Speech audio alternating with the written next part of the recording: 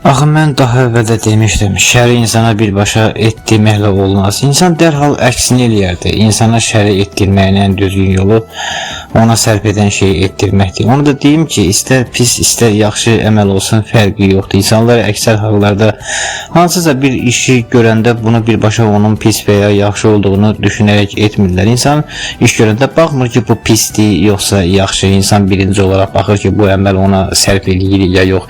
Əgər bir şeydən olaraq məndən soruşsanız ki, insan niyə pis iş edir və niyə yaxşı iş görür, mən sizə deyərəm ki, insan pis və ya yaxşı işi yox, sadəcə ona sərf eləyən şeyi eləyir. Mən insana pis iş gördürmürəm, mən insana nə sərf edir, onu təklif eləyirəm. Amma bu bir faktdır ki, hamı özünə sərf edən şeyi edəndə halən bir-birinə qarışır. Mən demirəm ki, bu işi et, pis olsun.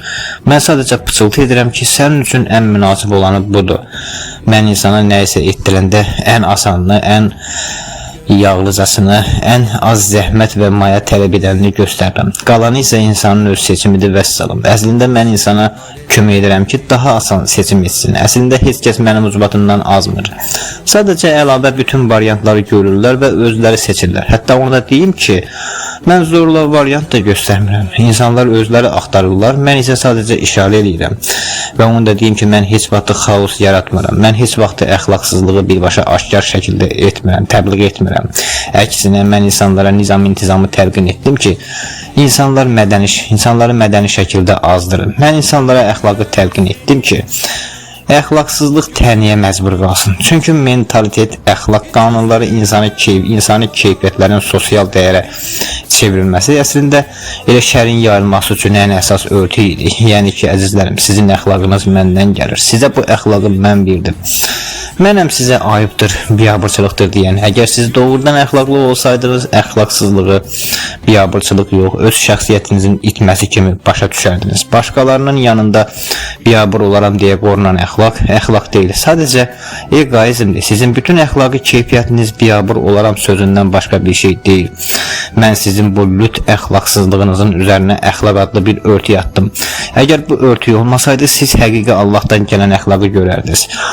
Beləliklə, əxlaqsızlıq aşkar şəkildə törüyüb arta bilmədikdə, gizlicə törüyüb artmaq üçün ona bir örtü lazım olur. Yəni sizin o əxlaq dilemması dediyiniz şey öz-özlüyündə əxlaqsızlığın törətdiyi bir bizlikdir. Çünki əxlaq mütləqdirsə, bu bir seçim olmamalıydı, bir öhdəlik olmalıydı. Mütləq əməl edilməlidir. Mən isə sadəcə əxlaqın özünü sizə bir fəzilət kimi göstərdim. Əxlaqa əməli məsuliyyət kimi yox, biabır olmamaq üçün bir vasitə kimi təlqin etdim. Mən sizə qapılar bağlanana qədər əxlaqlı olmağı öyrətdim. Gedin bir özünüzə baxın. Siz kimsiniz? Siz o kəssiniz ki, heç kəs yoxdursa əxlaq da yoxdur deyə düşünürsünüz. Halbuki Allaha inandığınızı deyirsiniz. Əgər Allah varsa, niyə insanlara qoyduğunuz hörmətdən bir zərrə də Allaha göstərmirsiniz? Məlum məsələdir ki, insan tək olanda Allahdan utanmır. Demək ki, sizin əxlaqınız özünüzə görədir, Allaha görə yox. Baxın dünyanın hamına. Sizcə siz kimə xidmət edirsiniz? Kimin sözünə daha çox qulaq asırsınız? Allahın yoxsa mənim? Hər şeyiniz kilitli, hər şeyiniz bağlı, hər şeydən özünüzü qorumaq üçün yeni bir sistem icra edirsiniz. Hər gün dövlətlər yeni qanunlar qəbul edib nizamı saxlamağa, qorumağa çalışırlar. Sizə mütləq surətdə bir nəzarət lazımdır. Sizə mütləq surətdə qaydanı pozmamaq üçün müəyyən cərimələr lazımdır. Sizə cinayət məcəlləsi lazımdır. Sizin qulağınızın dibində qapaz olmadıqca siz qaydalara əməl etmirsiniz. Deyin görün bu əxlaqdır. Yox, bu əxlaq deyil. Bu sadəcə qapısı açıq qalmış otaqdakı adamın özünü sakit aparmasıdır. Mən sizə açıq qapı əxlaqını öyrətdim. Qapıdan qələt etməyi isə siz özünüz düşündünüz. Əslində əxlaqlı adam demək olar ki, yoxdur. Sadəcə otağının qapısı hələ bağlanmamış adamlar. Düzgün adam qapıya baxmaz, sadəcə öz şəxsiyyəti üçün özünü sakit aparardı. Əslində ən düzgün adam özünü kənardan sakit, mərifət sahibi kimi göstərməyə çalışmaz. Çünki mərifət onun nümayişi yox, həyat tərzi olmalıydı. Mən isə sizə əxlaqı həyat tərzi yox, sadəcə bir təlimat kimi açladım. Kaş tənhalıqda və ya dost mühitində kimin nə mal olduğunu biləydiniz. Çünki kütlə içində hər kəs İsa Məsihdir. Amma tənhalıqda hər kəs əsl simasına qayıdır. Və ona da deyim ki, insanların səhv yola düşməsinə, azmasına, çaşbaş qalmasına mən yox, elə Allah daha çox səbəb olub. Daha doğrusu sizin Allaha olan müxtəlif rəng-bərəng inancınız səbəb olub. Çünki məni bir mənalı olaraq şər kimi qələmə verib lənət oxumusunuz. Bu başqa məsələ. Amma Allaha xeyir deyib, hərəniz bir cür zibil xarakterə sahib olduğunuz halda yenə də ona inandınız. Sizə Allahdan qorxmağı mən öyrətdim. Yoxsa siz nə bilirdiniz Allahdan qorxmaq nədir? Sizin ananıza ağlar qoymaq üçün siz hər dəfə vəziyyətin zibil olduğunu başa düşüb işləri qaydasına salmaq, üsyan etmək istədikcə mən tez-tez yanınıza gəldim, qulağınıza pıçıldadım ki, sakit ol, hər şey Allahın əlindədir.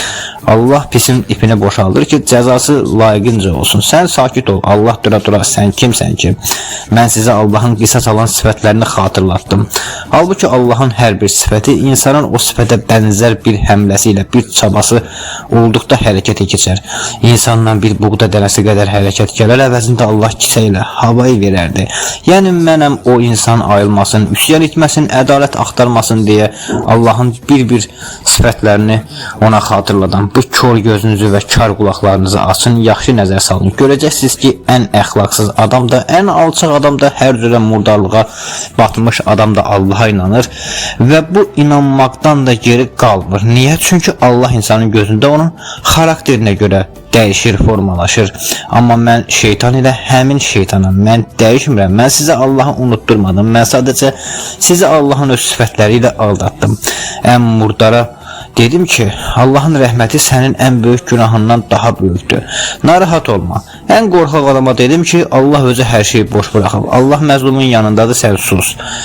Neytral, pasiv adamlara isə dedim ki, hər şey aləmlərin Rəbbinin əlindədir. Siz narahat olmayın. Zamanı gələndə o özü müdaxilə edəcək. Beləcə hamınızı yatırtdım.